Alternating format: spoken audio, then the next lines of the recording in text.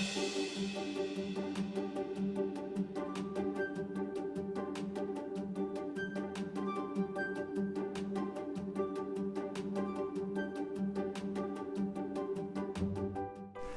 my name's Kersey. I am the head of new product development here at Penlon. At the beginning of the COVID crisis, it was probably on March the 15th, which was a Sunday, and we heard that Boris Johnson was asking for the large manufacturers like JCB and Dyson to make ventilators. Hearing that, and knowing that Penlon were far better placed to actually provide a solution, proper ventilator solution, I contacted Duncan McPherson at the MHRA. He's a clinical director there.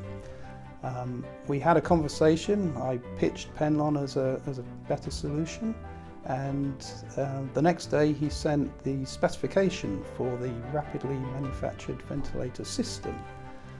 So at Penlon we had a look through the specification, and then on the Thursday a small cross-functional team got together and we brainstormed a solution for that specification.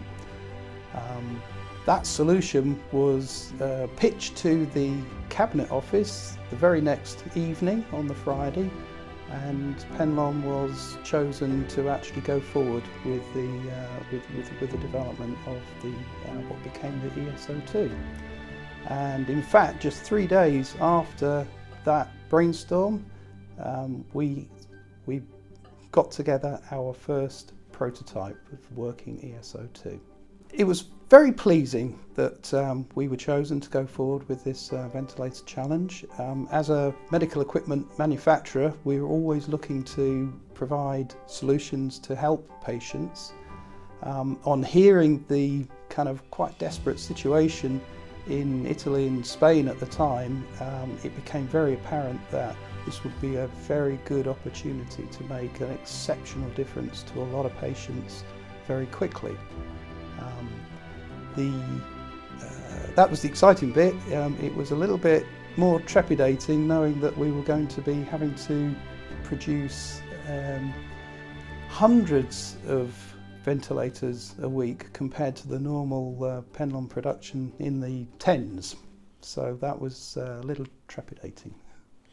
The new product development department didn't really have to change very much. Our job was initially quite straightforward in adapting our current products to the ESO2 compact ventilator solution. So our job, we really didn't have to change very much in those early days. The biggest challenge that the new product development department had was basically rapidly changing bills of materials. When the consortium decided how the sub-assemblies were going to be divvied up, we had to change the bills of materials to suit each of the individual people and what they were actually going to make.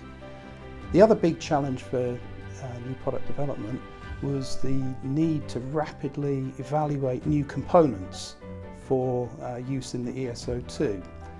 The reason being that when you need to buy thousands and thousands of components, that existing suppliers can't necessarily supply those ones, and we had to adapt the ESO design to actually use other components.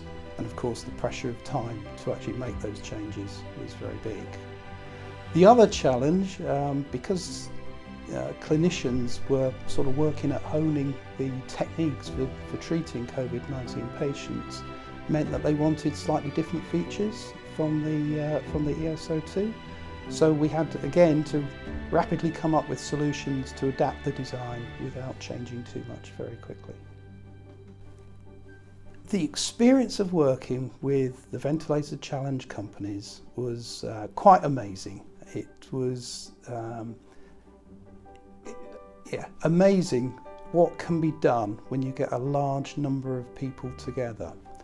For instance, Ford managed to set up a production line for a ventilator similar to a car production line very, very quickly, and this production line was capable of making hundreds of vents a day, and they took a design that really wasn't designed for mass production and turned it into something that could be produced in great numbers. So they did an amazing job, I think.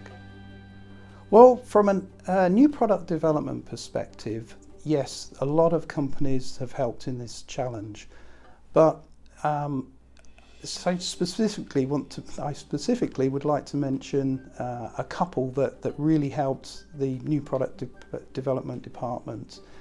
One, PLM, our CAD suppliers, they stepped up to offer not only CAD resource very, very early on in the project, but also the data management system that kept our drawing files in order and allowed us to collaborate with other people in remote offices to help with the initial CAD effort. Also, our testing and certification partners at Intertech, they managed to turn around some EMC testing that was required for testing new components. In the new product development department, we've got well over 100 years of experience in medical equipment design, so ventilators, anaesthetic machines. Having that vast experience allowed us to turn around the solution, which became the ESO2, very, very quickly. And as I probably mentioned before, when clinicians made specification changes or feature changes, we were able to react very quickly and provide those additional features into the ESO2 design. So having that vast experience of medical equipment design obviously helped the speed that we were able to react. During this crisis, we have gone into really a new field. The critical care ventilation market is quite different, and we can use this experience together with our very long history here at Penlon of developing anaesthetic equipment to perhaps go into a new field and offer products in the critical care